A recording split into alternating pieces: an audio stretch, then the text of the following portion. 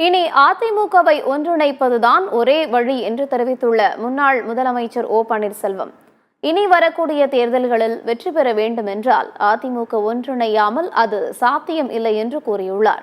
மதுரை விமான நிலையத்தில் செய்தியாளர்களிடம் பேசிய அவர், தான் அதிமுக தொண்டர்களை சந்தித்து கொண்டுதான் இருக்கிறேன் என்று கூறினார். தமிழ்நாட்டில் சட்டம் ஒழுங்கு சீர்கெட்டு விட்டது என்று கூறிய ஓ பன்னீர்செல்வம், சட்டம் ஒழுங்கை பாதுகாக்க தவறினால் முதலமைச்சர் ஸ்டாலின் படுதோல்வி அடைவார் என்று தெரிவித்தார். ஓ பன்னீர்செல்வம் மன்னிப்பு கடிதம் கொடுத்தாலும் அதிமுகவில் இணைந்து கொள்ள மாட்டேன் என்று கூறுவதற்கு எடப்பாடி பழனிசாமி யார் என்று அவர் கேள்வி எழுப்பினார். அதிமுக பொதுச் செயலாளர் வழக்கு இன்னும் சென்னை உயர்நீதிமன்றத்தில் நடைபெற்று வருகிறது என்று ஓ பன்னீர்செல்வம் சுட்டிக்காட்டினார். விக்கிரவாண்டி இடைத்தேர்தலில்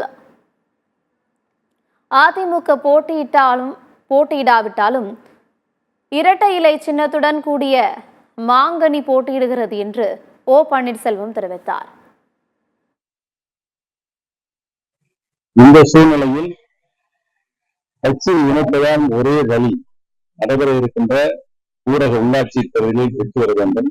அதற்கு பின்னால் நடைபெறுகின்ற சட்டமன்ற தேர்தலில் வெற்றி பெற வேண்டும் சொன்னால் கட்சி இணையாமல் அது சாத்தியம் இல்லை என்பதுதான் என்னுடைய திரைப்பட்ட கருத்து மட்டுமல்லாமல் பொதுமக்களுடைய கருத்தாகவும் கட்சியினுடைய அடிப்படை தொண்டர்களை கருத்தாகவும் இருக்கிறது.